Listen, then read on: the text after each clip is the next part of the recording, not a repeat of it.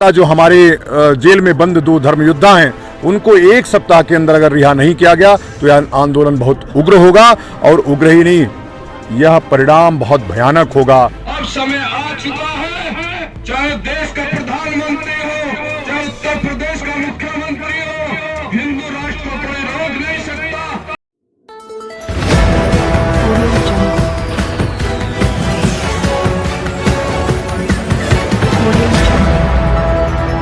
चुनावों के बीच हरिद्वार की तरह इस बार एक और धर्म संसद का हुआ आयोजन। संगम नगरी प्रयागराज में संत सम्मेलन के नाम से किया गया आयोजन। भारत को हिंदू राष्ट्र बनाने, मुस्लिमों का अल्पसंख्यक दर्जा खत्म करने का प्रस्ताव पारित। आइए बताते हैं क्या है पूरा मामला। प्रयागराज के धर्म संसद में एक बार फिर विवादित और हिंसात्मक बयान दिए गए। धर्म संसद के आयोजक स्वामी आनंद स्वरूप ने भी भड़काऊ बयान दिया। प्रयागराज की धर्म संसद में सैकड़ों की संख्या में साधु संत शामिल हुए। सभी संतों की मौजूदगी में कहा गया कि देश की 125 करोड़ जनता स्वयं घोषित करे कि भारत हिंदू राष्ट्र है और आज से वह लिखना शुरू करे, तभी यह आंदोलन बड़ा होगा। आखिर में सरकार संतों और आम जनता के दबाव के आगे झुकेगी, क्योंकि संत सम्मेलन का लक्ष्य भारत को हिंदू राष्ट्र बनाना है और इस्लामिक जिहाद को खत्म करना है। इस दौरान संतों द्वारा भारत में मुसलमानों को अल्पसंख्यक दर्जा खत्म कराने का प्रस्ताव भी पारित किया गया। वहीं साथ साथ साधु संतों ने कहा कि जेल में बंद दोनों धर्म गुरुओं यति नरसिंहानंद और वसीम रिजवी उर्फ जितेंद्र नारायण सिंह त्यागी को जल्द से जल्द जेल से छोड़ा जाए। इस देश के अंदर अल्पसंख्यक के नाम से जो एक राजनीति होती है, अल्पसंख्यक यहाँ से समाप्त होना चाहिए। इस देश में कोई अल्पसंख्यक नहीं है। यहाँ समान नागरिक, समान कानून, समान अधिकार, समान कर्तव्य होने चाहिए। यही सब बहुत सारे मुद्दे थे जो यहाँ पर आज उठाए गए। प्रशासन की सख्ती के बाद जहां माघ मेले में धर्म संसद की जगह आयोजन का नाम संत सम्मेलन करना पड़ा, वहीं मंच से विवादित बयान देने से भी संत पीछे नहीं रहे। छत्तीसगढ़ और उत्तराखंड के बाद संगम की रेती पर शनिवार को हुई धर्म संसद के आयोजक स्वामी आनंद स्वरूप ने भड़काऊ भाषण देकर माहौल गरमा दिया।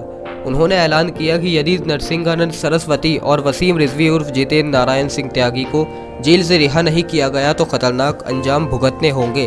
उन्होंने आज़ादी की लड़ाई के दौरान असेंबली कांड जैसे हालात पैदा करने की भी चेतावनी दी। जो हमारे जेल में बंद 2 धर्म योद्धा हैं उनको 1 सप्ताह के अंदर अगर रिहा नहीं किया गया तो यह आंदोलन बहुत उग्र होगा और उग्र ही नहीं, यह परिणाम बहुत भयानक होगा।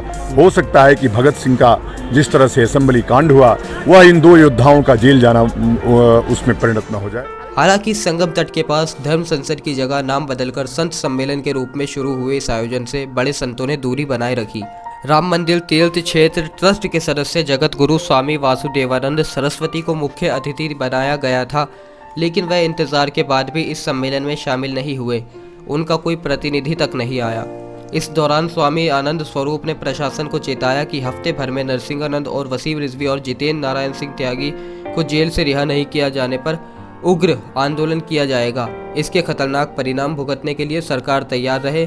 उनका कहना था कि इन दोनों धर्मगुरुओं को जेल से छुड़ाने के लिए उसी तरह से उग्र आंदोलन होगा जैसे आज़ादी की लड़ाई के समय शहीद भगत सिंह राजगुरु ने असेंबली कांड किया था।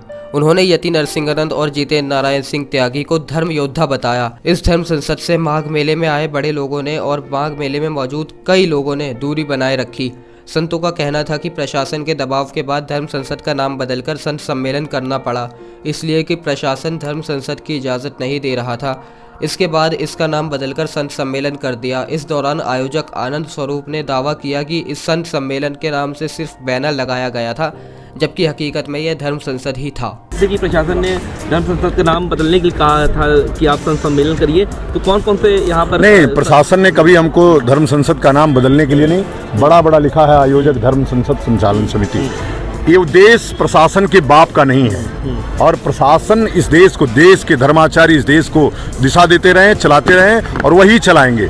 इस धर्म संसद के माध्यम से हमने एक नई दिशा देने का काम किया है। अब सवाल यही कि हरिद्वार में हुई भड़काऊ और हिंसात्मक बयानों वाली धर्म संसद देखने के बाद भी योगी सरकार ने एक बार फिर धर्म संसद जैसे संत सम्मेलन होने की इजाज़त प्रयागराज में कैसे दे दी।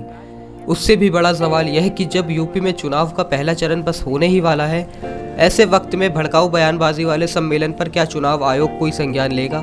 सोशल मीडिया पर प्रयागराज धर्म संसद वाली ये क्लिप खूब वायरल हो रही है और लोग भी अपनी अपनी राय दे रहे हैं।